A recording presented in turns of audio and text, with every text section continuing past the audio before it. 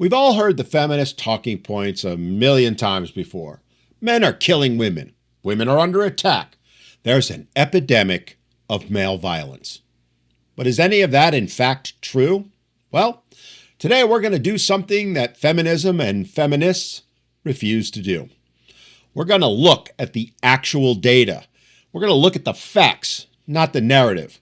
We're going to deal with reality, not emotion.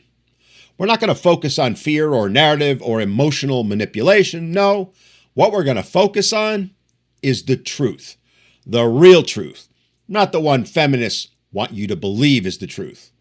Because when you strip away the panic, when you take away all the hashtags, headlines, and propaganda, the numbers actually tell a very different story. The story feminism can't afford for you to hear.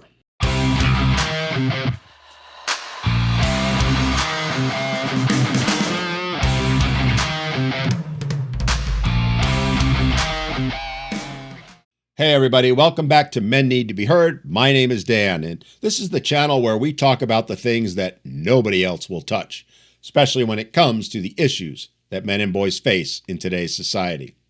And today's episode is part of my Falsehoods of Feminism series, where we debunk common feminist claims and expose them for the lies that they are. And this one is a big one, because we're going after a claim that feminists have weaponized for decades. The idea that men are hunting women, that women should live in constant fear that they are in danger from male violence, that there's an epidemic of men killing women. So let's break it down. All right, let's start with talking about what feminists never do, which is what the actual data says. Not the headlines, not the bullet points, but the actual data. In 2023, the United States recorded roughly 17,700 homicide victims. Of that, about 13,800 were men and about 3,800 were women. That's the starting point. And yes, those numbers are far, far higher than they ever should be. But let's take it a step further. Let's talk about offenders, something feminism loves to do when it favors their claims, but runs away from like rats from a sinking ship when it doesn't. Historical FBI and DOJ data shows that about 87% of known offenders are male. That part is absolutely true, as the feminists love to point out. But here's what those same feminists don't tell you. The part they conveniently, or more precisely, deliberately leave out. Because you see, those numbers don't show instigators, only the person who actually carried out the act. They only reflect the gender of the person who physically committed the murder, who pulled the trigger, if you will. What those figures don't include are women whose charges were downgraded, which we'll talk about shortly. Nor do they count the women who got men to do the dirty work for them, which again we'll cover. I make these important points before we dig deeper because they, in and of themselves, already show that the feminist narrative is incomplete. But let's stick with the official counts for a moment. And we'll be using the FBI's long-term victim offender patterns that have been stable for decades now. For the purposes of our discussion, I'm using data that I pulled from the Bureau of Justice Statistics, published in the Homicide Victimization in the U.S. report from 2023. Using that report, we can then estimate the breakdown this way. There were roughly 3,800 women killed by men in 2023, and the number of men killed by women was roughly 1,300. Using that report, we can estimate the breakdown this way. There were roughly 3,800 women killed by men in 2023, and the number of men killed by women in the same time frame was about 1,300. These are the numbers that feminists hang their pink pussy hats on.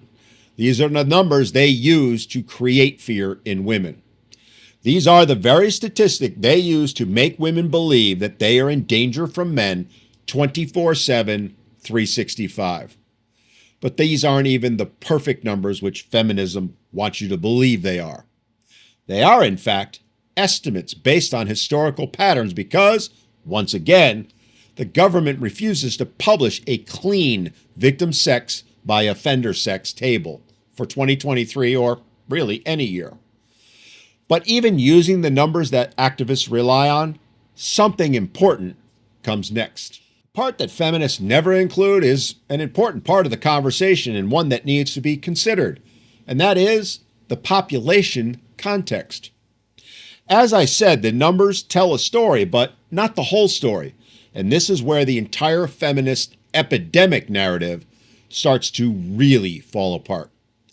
Because they leave out important context which tells a completely different story than the one they've sold for decades now. In 2023, the United States had about 169 million women and around 166 million men. So when you calculate homicide risks at the population level, which is something feminism doesn't do, and you'll see why in a second, here's what you get. Women killed by men, again, roughly 3,800, divided into 169 million, works out to ballpark 0.0020%. That's 0.000020 as a decimal. Kind of puts the whole women are getting hunted down by men in a different perspective, doesn't it? Well, let's go even further. Let's do the math on the men killed by women. Something, again, feminists never want to talk about. Well, there we're looking at about 1,300 divided into 166 million, which works out to 0.00008%. That's 0.000008 as a decimal. Now, when talking about and reporting on statistical data, the accepted norm for percentages is to take it out to one decimal place, aka the tenths. For more precise measurements, they'll take it out to two decimal places or the hundredths place. For extreme cases where absolute precision is required, they may take it out to three decimal places or the thousandths place. Well, let's do that. Let's take it out to the thousandths place, shall we? And what do we find when we do? What we find is that statistically speaking, as a percentage of all women and all men, the number of murders committed against one gender by the other works out to men versus women, 0.000, women versus men, 0.000. In other words, statistically speaking, there is absolutely no difference between the genders as a relation to total population. In fact, it isn't until you take it out to the hundredth thousandths place that you see any difference. And even then, it's not very much. So much for the feminist narrative, huh? Yet, they have women quaking in fear, literally afraid to leave their homes for fear of their lives. The fact is, while yes, any person being murdered is a tragedy, when you look at the data, not just the headlines, what you find is that both are incredibly rare. Both are tiny, minuscule fractions of a percent. Both mathematically and statistically, they are microscopic. And if they want to still argue that it's all men till it's no men, well, guess what then? Based on the data, which statistically shows it's equal, then it's also all women till it's no women. But that's not how feminism presents it, is it? No, instead they willfully, deliberately, and knowingly manipulate the data to fit their false narrative. They inflate percentages by comparing subgroups instead of whole populations. They remove context, remove scale, remove perspective. Because if they told women the actual truth, that their statistical risk is less than 1/4 of 100,000ths of 1%, their entire fear campaign collapses. And yet rarely, if at all, is it ever even questioned. Which brings us to another point the feminists never seem to bring up. And here's where the conversation gets really uncomfortable. Oh, not for us, but for them. Because while the official murder statistics say more women are killed by men than vice versa, here's another tiny little tidbit they conveniently leave out, which is the fact that female numbers are artificially suppressed. Why? Because of a little thing called downcharging. Because you see, if a woman kills someone, whether it's her partner, her child, or even another woman, prosecutors are far more likely to reduce the charge to something like criminally negligent homicide or involuntary manslaughter, child endangerment resulting in death, or simply chalk it up to heat of passion. There's a whole host of other ones that are mentally health-related downgrades. This isn't conjecture. It isn't some sort of conspiracy theory. It's a well-researched, well-documented, well-proven fact that this happens and has all along. And guess what? None of those deaths show up as a murder in the FBI's homicide tables. So when activists say, oh, look, men commit more murder, they're basically comparing apples to kumquats.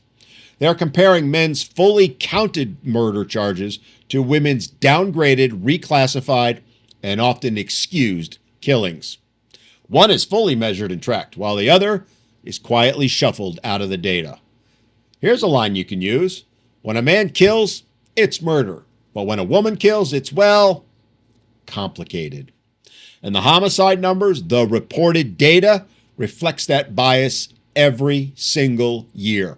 And don't think for a single second there isn't a reason why that's so.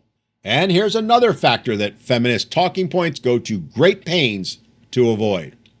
And that is that women frequently commit homicide through male proxies. They hire hitmen or manipulate boyfriends or other male family members into attacking the ex, attacking another man. They arrange ambushes or orchestrate assaults under the guise of teaching him a lesson. And yep, you guessed it, the DOJ and the FBI homicide data doesn't track any of that. Doesn't track who planned the killing, who initiated it, who manipulated it, and most of all, who benefited from it. Nope, it only counts the person that happened to be holding the weapon. So again, women's real involvement is undercounted, while men's involvement is often overstated. Simply because they're the ones physically carrying out the act. Simply because they are the so-called white knights carrying out her plan. Now let's really get into it. Let's talk about something no one ever wants to talk about. While feminist activists scream about an epidemic of men killing women, the real epidemic that's occurring is men killing themselves. In 2023, the very same year we got our previous data from, the U.S. saw a little over 49,000 suicides, about 80% of which were men. That's nearly 39,000 men, which works out to about 107 men a day, every single day. Now compare that to the roughly 10 women a day who are murdered, a number which again is far higher than it should be, but is dwarfed in comparison to the number of men who end up killing themselves. Think about it. It's 2 full busloads of men killing themselves every single day. But yet that somehow is not an epidemic. And this isn't new either. It's something that's been going on for decades now. Now ask yourself, where's the national conversation about that? Where are the feminist think pieces? Where's the panic? Where's the legislation? Where are the studies as to why this is happening? Well, let me tell you, nowhere. Now, you might be asking, why is that relevant to our conversation? Well, the CDC's own data shows that somewhere between 20 and 40% of those male suicides involve relationship problems or intimate partner issues. Yep, you guessed it. There was a woman involved. Not that it will ever show up in any statistic anywhere. I ask you to ponder this point. Millions of men every single year face false allegation, divorce court devastation, parental alienation, emotional abuse, coercive control, financial ruin, doxing, public shaming, and of course, mob cancel culture. Not to mention the daily beatings over the head by politicians, academia, the media, and yes, women, telling men that they are toxic, dangerous, something to be feared. Men on a daily basis are ridiculed and ostracized, not because of anything they said or did, but simply because they happen to be born with an XY chromosome, by something they had no control over. And we seriously have to even ask why men, so many men, are killing themselves? Are you fucking kidding me? I've long argued the point that we shouldn't actually be shocked at how many men are killing themselves, but how many aren't. We should be shocked, not that the number is so high, but that it isn't already much higher than it already is. Because the fact is that after facing all that hate directed at them on a daily basis, more men aren't killing themselves. It speaks to how resilient men are. But every man has his breaking point, and the most common one is found in divorce and family court. The sad fact is men are killing themselves because the systems around them, legal, cultural, digital, are collapsing on top of them. And worse, they're the ones being blamed for it. And here's the most damning part. No federal agency in the United States tracks how many male suicides involve abuse, false allegations, custody claims or losses, or online harassment. Not one. And to the best of my knowledge, no real study has been done on any of it. No call has even been made to have a study done. It goes to show you just how little caring and consideration is given to the problem. And it proves another point. Because when you refuse to measure something, you can be guaranteed damn sure you're going to underestimate it. And that, my friends, is exactly what's happening. Because we don't know the real number. For all we know, the real number of men effectively killed by abuse, allegations, and weaponized claims is far higher than the homicide counts of women killed by men. In fact, I personally am certain it is. Why? Because I talk to men every single day, men who are dealing with these very issues, dozens of them, and I hear their pain, hear their trauma, and sadly, in more than a few cases than I care to even think about, I know exactly why, in the end, they chose to kill themselves. It is truly heartbreaking, but it's an everyday occurrence, and the fact of the matter is, no one is talking about it. No one is taking it seriously, because no one cares. Now, some are going to argue that I'm splitting hairs there, or that what I just said isn't scientific. But in the end, does it even matter? Those men are dead, not because they actually chose to kill themselves, but because they were driven to do so. In some cases, deliberately by the courts or by the systems behind them. And of course, by the women who once claimed to love and care about them, but who now have made it their life's mission to set out to destroy them. Women wear destroying the man they used to love as a badge of honor. They savor it, they relish in it, and they brag about it all the time. But since it threatens the feminist narrative, no one studies it, no one asks, no one investigates, and worst of all, as I said earlier, no one cares. In the end, there are two absolute truths that break the feminist narrative, that break their entire story, that break the narrative that women are in constant danger from men, that it's all men till it's no men, that women are being hunted by men. The first point is that women may be killing men in higher numbers than anyone knows, between downcharging, indirect proxy violence, infanticide, and of course the total refusal to track any male-specific suicide triggers. It is entirely possible, dare I say, even likely, that female-driven male deaths are vastly undercounted. Not speculated, not imagined, not assumed, but undermeasured, underreported, and ignored. We don't need to claim exact numbers because we can't. They aren't tracked. They aren't reported. They aren't a concern. The real scandal is that no one knows how bad the numbers are because no one even attempts to count them. And then there's point two, the fact that statistically speaking, the per-person risk of a man killing a woman is nearly identical to that of a woman killing a man. When you look at population percentages, not activist talking points, we're talking 0.0022% versus 0.0008%. Both are 4 zeros deep. Both are tiny. Both are rare. Both are human tragedies, to be sure. but not something that we should be using as gender war ammunition. There is no epidemic. There's no widespread pattern. There's no statistical justification for the fear. In fact, there's no discernible difference between the risk men present to women versus the risk women present to men.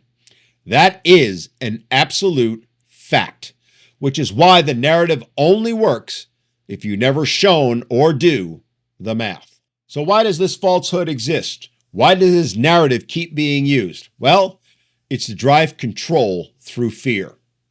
We're going to get into the motive behind it all, and spoiler alert, it's not about helping women or protecting them, and it certainly isn't about equality. The why behind feminists and feminism perpetuating this falsehood, this outright lie, is quite simple, really. If you want to control a population, you don't need facts. In fact, facts are the last thing you need or want. No, what you want and need is fear. And what better way to create fear than to make women believe that they are in danger from men every second of every minute of every hour of every day of their lives. Feminism completely depends on the belief that women are always in danger and that men are always a threat.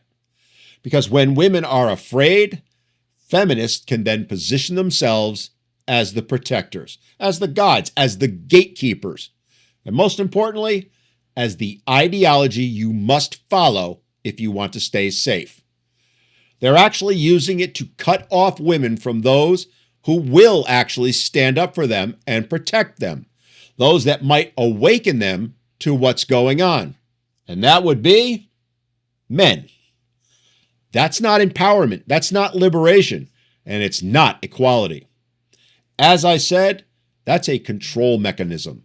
It's a classic cult tactic. You create a monster, you terrify your followers with it, and then you convince them that only you can save them from the monster. But as we've definitively shown, the monster isn't real. The data proves it. The numbers prove it. The context proves it. The only real danger here is believing the people who are going to profit most from your fear. In the end, this is a very real problem. But it's not a gender issue, nor should it be. This isn't a battle of men versus women. This isn't a war. It's a human problem, a very real human problem. And unlike feminists who want to discount the male victims, who actually dismiss them and demean them by denying their existence, by denying their victimhood, I've repeatedly said that every one of those deaths, male or female, is a tragedy. The fact that feminists refuse to do the same, that they refuse to acknowledge the facts, refuse to acknowledge the realities, shows their true agenda. Shows that it has nothing to do about caring about men or women. No, weaponizing tragedies to push a political narrative is something else entirely. It is pure evil. And yet, that's exactly what's happening and has been for a long time now. Feminism isn't telling this story to protect women. It's telling it to scare them, to manipulate them, to recruit them, and most of all, as I said, to control them. And the price of that lie isn't just being paid by women, it's being paid by men, especially the ones who are dying silently every single day while the world looks the other way. If we want real solutions, we need real data. If we want real context, we need real honesty. If we want actual equality instead of fear, propaganda, and outright falsehoods dressed up as compassion, then we need to call out this feminist lie. We need to expose it for what it is. Because the truth is simple. There is no epidemic of men killing women. But there is an epidemic of people ignoring the suffering and deaths of men. And it is feminism and feminists that are the cause of that epidemic. All right, as always, if you got value from this conversation, do me a favor and hit that like button. Drop a comment and share it with someone who needs to hear it. It really helps the channel grow, which in turn helps to raise awareness of the issues men and boys face and call out these inequalities. And hopefully it sparks the real conversations and policies we need to address them. Only takes a minute of your time and not a single penny out of your pocket, yet it can quite literally help change the world. could in fact end up saving a life. All right, till next time, this is Dan saying, stay strong, take care of yourself, and never stop speaking up because men need to be heard.